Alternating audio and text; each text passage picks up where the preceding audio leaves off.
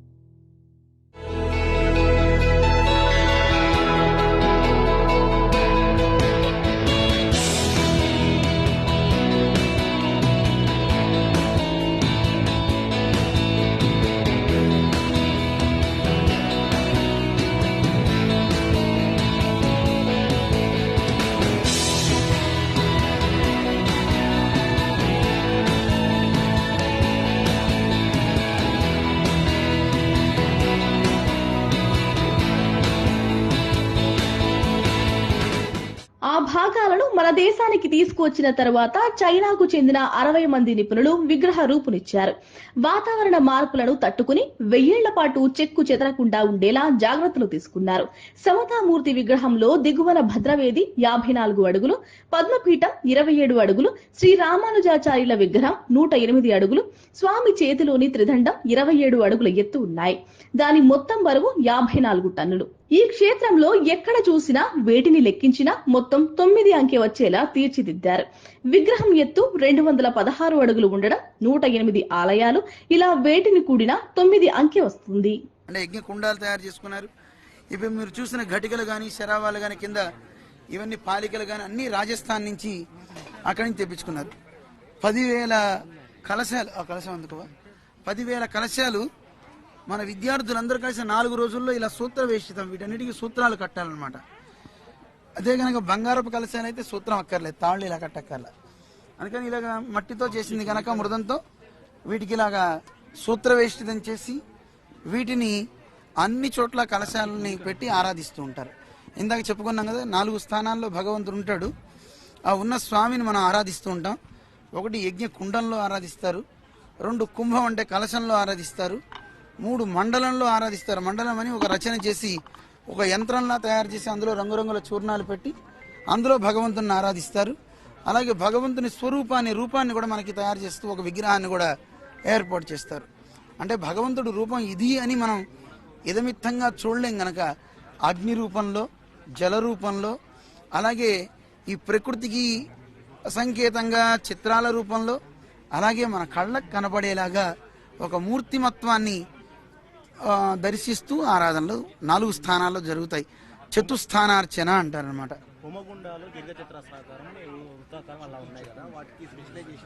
ఒక్కొక్క కుండానికి ఒక్కొక్క ప్రాధాన్యం ఉంది. ఆ చతురస్ర కుండ ఉంది కదా, చతురస్రంలో గనక యజ్ఞం చేసినట్లయితే అక్కడ ఎవరైతే ధర్మాన్ని సాధించాలి అనుకుంటారో అలాంటి వాళ్ళకి ఆ ధర్మాన్ని పొందడానికి కావాల్సిన శక్తిని అది ఇస్తుంది. అలాగే ఇక్కడ మనం చూసినట్లయితే రావి ఆకృతిలో ఒకటి ఉందన్నమాట, అశ్వత్థ పత్రాకృతి అంటారు. అందులో కనుక మనం హోమం చేసినట్లయితే ఎవరికైతే మంచి సంతానం కావాలి, నా పిల్లవాడు గొప్ప పౌరుడు కావాలి అనుకుంటే అందులో ఆరాధనలు చేయాలి అని నియమం. అలాగే కామ్య కర్మలు ఎవరికైనా అంటే నేను అనుకున్న సంకల్పాలు నెరవేరాలి అనుకుంటే ఇలాంటి చేపాకృతిలో ఉందన్నమాట. అలాగే ఒక్కొక్క కోణం, శత్రుబాధ నివారణకి ఒక కుండం ఉంది, అష్టైశ్వర్యాలు పొందడానికి ఒక కుండం, పద్మకుండం ఉంది, సంపదలు బాగా కలగాలి. సంపద అనగానే కేవలం డబ్బులే కాదు, సంపద అంటే మంచి వాక్కు, ఆరోగ్యం, మంచి భార్య, మంచి పిల్లలు, మంచి నేత, మంచి పౌరులు, మనశ్శాంతి, కరోనా లేకుండా ఉండడం, ఇవన్నీ కూడా సంపదలే కదా. ఇలాంటి మంచి సంపదలని ఇచ్చేది పద్మకుండం. ఇలా ఒక్కొక్క కుండంలో ఒక్కొక్క ఫలాన్ని మన వైదికులు చెప్తున్నారనమాట. మన పాంచరాత్ర ఆగమం ఇదిగో ఇలా చేయండి, మీకు ఈ మనశ్శక్తి పెరుగుతుంది. ఏదైనా ఒకటి గుర్తుపెట్టుకోండి, పూజ వల్ల మనోబలం పెరుగుతుంది. శరీరాన్ని క్రమబద్ధం చేసి మంచి ఆరోగ్యాన్ని ఇచ్చేవాళ్ళు డాక్టర్లు అయితే, మానసికమైన ఆరోగ్యాన్ని ఇచ్చేది మంత్రభాగం, గురువులు దీన్ని ప్రసాదిస్తారు. గురువు చెప్పే మంచి మాటలు, మనం చేసే మంచి వైదిక కార్యాలు మన మనస్సుని మంచిగా గట్టితనాన్ని ఇస్తాయి. ఎంత గొప్ప కష్టాన్నైనా నిలదొక్కుని మనం ఫలాన్ని పొందేలా చేస్తాయి అన్నమాట. అందువల్ల మనం మంత్రాన్ని ఆశ్రయిస్తాం, మంత్రాన్ని జపిస్తాం. విగ్రహం కొలువైన భద్రవేది 54 అడుగుల ఎత్తులో దర్శనమిస్తుంది. దీనిపైనే యతీంద్రుల భారీ విగ్రహం కొలువై ఉంటుంది. భద్రవేది నిర్మాణం అద్భుతమైన శైలితో చేపట్టారు. రాజస్థాన్ లోని బన్సీ పహాడ్పూర్ నుంచి తెప్పించిన లేత గులాబీ శాండిల్ ను ఇందుకు వినియోగించారు. సాయంత్రం వేళల్లో లేజర్ షో, దీపకాంతుల్లో ఈ మండపం మరింత అద్భుతంగా కనువిందు చేయనుంది. భద్రవేదిపై నుంచి విగ్రహం వద్దకు చేరుకునేందుకు ఉజ్జీవన మండపం ఉంటుంది. మెట్ల మార్గంలో చేరుకునేలా దీన్ని తీర్చిదిద్దారు. మెట్ల మార్గంతో పాటు వెనుక భాగంలో 3 లిఫ్టులు, మరో ర్యాంప్ మార్గం కూడా ఉంటుంది. భద్రవేదిని మొత్తం 3 అంతస్తుల్లో తీర్చిదిద్దారు. ఇందులో ప్రతి అంతస్తు ఒక్కో ప్రత్యేకతను కలిగి ఉంది. గ్రౌండ్ ఫ్లోర్ లో సువిశాల శరణాగత మండపాన్ని నిర్మించారు. ఇందులో రామానుజాచార్యుల జీవిత చరిత్ర తెలిపే చిత్రాలుంటాయి. ఏఆర్ వంటి ఆధునిక పరిజ్ఞానంతో విశేషాలు తెలుసుకునేలా అభివృద్ధి చేశారు. ఇక మొదటి అంతస్తులో రామానుజాచార్యుల బంగారు మూర్తి కొలువుదీరి ఉంటుంది. ముందు వైపు అద్దం, వెనుక వైపున స్టోన్ ను జాలీల తరహాలో రూపొందించి మందిరానికి అమర్చారు. 63 అంగుళాల ఎత్తులో రామానుజాచార్యులు 120 ఏళ్లు జీవించారని తెలిపేలా 120 కిలోల స్వర్ణంతో విగ్రహాన్ని మలిచారు. ప్రత్యేక పీఠంపై మూర్తిని ఇప్పటికే ఏర్పాటు చేసి కట్టుదిట్టమైన భద్రతా ఏర్పాట్లు చేశారు. ఈ పీఠం పైకప్పును ప్రత్యేకంగా తీర్చిదిద్దారు. ఇందులో పద్మదళాలు వెనక్కి తిరిగి రామానుజాచార్యులకు గొడుగు పడుతున్నట్లు ఉంటాయి. ఈ పైకప్పును సిమెంట్ తో కాకుండా ఇంటర్లాకింగ్ వ్యవస్థతో అరలుగా అమర్చారు. వీటి మధ్య వివిధ వర్ణాల ఎల్ఎస్ఈడి దీపాలు వెలుగులు విరజిమ్మనున్నాయి. పద్మదళాలకు కింది భాగాన పీఠం చుట్టూ 36 ఏనుగుల విగ్రహాలు ఉన్నాయి. వీటి తొండాల నుంచి జలాలు జాలువారుతూ ఉంటాయి. నిత్య పూజలు అందుకునే రామానుజాచార్యుల దర్శనం సమతా స్ఫూర్తి కేంద్రం మరో ప్రత్యేకత. రెండవ అంతస్తులో డిజిటల్ లైబ్రరీ ఏర్పాటు చేస్తున్నారు. ఇందులో ప్రపంచ వ్యాప్తంగా సమాజానికి పాటుపడిన 116 మంది మహనీయుల జీవిత చరిత్రలు అందుబాటులో ఉంటాయి. భారతదేశ చరిత్రలో ఒక బంగారు ఇతిహాసాన్ని రచించినటువంటి మహానుభావులు, ఒక ఆధ్యాత్మిక వేత్త మాత్రమే కాకుండా ఒక ధార్మిక సంస్కర్త మాత్రమే కాకుండా ఒక సాంఘికమైనటువంటి ఒక విప్లవాన్ని సమాజానికి అందించిన మహనీయులు, సమతా స్ఫూర్తికి ఆకారం ధరించినటువంటి ఒక మూర్తి, భారతదేశపు ఔన్నత్యాన్ని ప్రపంచానికి చాటినటువంటి మహనీయులు రామానుజాచార్య స్వామివారి యొక్క 1000 ఏండ్ల పండుగ ఈ భాగ్యనగరం హైదరాబాద్ మహానగరం జరుపుకోపోతుంది. 2వ తారీఖు నుంచి ఆరంభం చేసి 14వ తారీఖు దాకా ఇందులో ఎన్నో రకాలైనటువంటి ఆంతరమైన బాహ్యమైనటువంటి ప్రయోజనాలని, ఉపయోగాలని మనం పొందడానికి వీలయ్యే కార్యక్రమాలని ఈ 1000 ఏళ్ల పండుగ సందర్భంగా మనం చేసుకోబోతున్నాం. మనం అందరం ప్రస్తుతం అనుభవిస్తుండేటటువంటి ఈ కోవిడ్-19 సిచ్యువేషన్, దీనిని మనం పరిహరించుకోవడానికి, దీని ప్రభావాన్ని తగ్గించుకోవడానికి ఒక అద్భుతమైనటువంటి 1035 కుండాల యజ్ఞాన్ని మనం చేసుకోబోతున్నాం. ఇది కేవలం బయట మనకి వ్యాపించిన వైరస్నే కాకుండా మానవ సమాజానికి మనస్సుల్లో వ్యాపించినటువంటి ఒక ఆంతరమైనటువంటి వైరస్, ఒక ఇంటర్నల్ వైరస్, దానిని తొలగించుకోవడానికి అవసరమైనటువంటి ఒక కార్యక్రమాన్ని కూడా మనం చేసుకోబోతున్నాం. ఈవేళ సమాజాన్ని బాగా పట్టి పీడించేటటువంటి ఒక భయంకరమైనటువంటి వైరస్ అసమానత. వ్యక్తి ఒక వ్యక్తిని గౌరవించలేకపోతున్నాడు. ఒక కుటుంబంలో ఉండేటటువంటి వ్యక్తులు పరస్పరం గౌరవానికి దోచుకోవటం లేదు. సమాజంలో ఉండేటటువంటి కులాల మధ్య సమానత కొరవడుతోంది. మతాల మధ్య గౌరవము, ఆదరము కొరవడుతున్నాయి. ఒకే మతానికి సంబంధించినటువంటి వ్యక్తులు కూడా పరస్పరము కలిసి ఉండగలిగేటటువంటి వాతావరణాన్ని మనం ఈవేళ చూడలేకపోతున్నాం. ఇదొక ఆంతరమైనటువంటి వైరస్ అని అంటాం. ఇది కోవిడ్ కంటే కూడా చాలా ప్రమాదకరమైనటువంటి వైరస్. దీనికి కూడా వ్యాక్సిన్ కావాలి. బయట వచ్చేటటువంటి జబ్బులకి మనం వ్యాక్సిన్స్ ఇవ్వాలి అని ప్రయత్నాలు చేస్తున్నాం. కానీ ప్రమాదకరమైనది, భయంకరమైనది, మనిషికి మనస్సుల్లో వ్యాపించేటటువంటి వైరస్, దాన్ని తగ్గించేటటువంటి వ్యాక్సిన్ 1000 ఏళ్ల క్రితం ఈ మానవ సమాజానికి రామానుజాచార్యుల వారు అందించారు. అదే సమానత వ్యాక్సిన్ అన్నమాట. ఏమిటి సమానత్వం అనంటే, సమాజంలో ఏ సమాజానికైనా ఎన్నో రకాలైనటువంటి అంతరాలుండే మనుషులు ఉంటారు.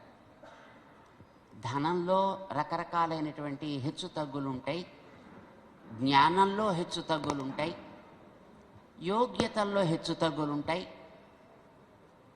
వ్యక్తుల యొక్క సామాజిక స్థితిగతులలో హెచ్చు తగ్గులు అనేవి ఎప్పుడు ఉంటాయి. విశ్వాసాల్లో కూడా రకరకాలైనటువంటి విశ్వాసాలు ఉంటాయి సమాజంలో. ఇవన్నీ ఉంటున్నా ఒక సమాజంగా మానవుడు బ్రతకాలి. కానీ ఈవేళ అలాంటిది మనం చూడాల. వీటిని ప్రధానం చేసుకుని మనుషులు ఆధిపత్యాన్ని చెలాయించే వాతావరణాన్ని మనం చూస్తున్నాం. వీటినే ప్రధానం చేసుకుని పాలన చేసేటటువంటి వాతావరణాన్ని మనం చూస్తున్నాం. ఇవి ఆంతరమైనటువంటి రోగాలు అంటాం మనం. ఇది ప్రతి రంగంలోనూ ఆధిపత్యాన్ని చెలాయిస్తున్నాయి. వీటి కారణం మనిషికి లోపల ఏర్పడ్డటువంటి అహంకారం. ఇదొక పెద్ద జబ్బు. దీనికి కూడా మంచి మందు కావాలి.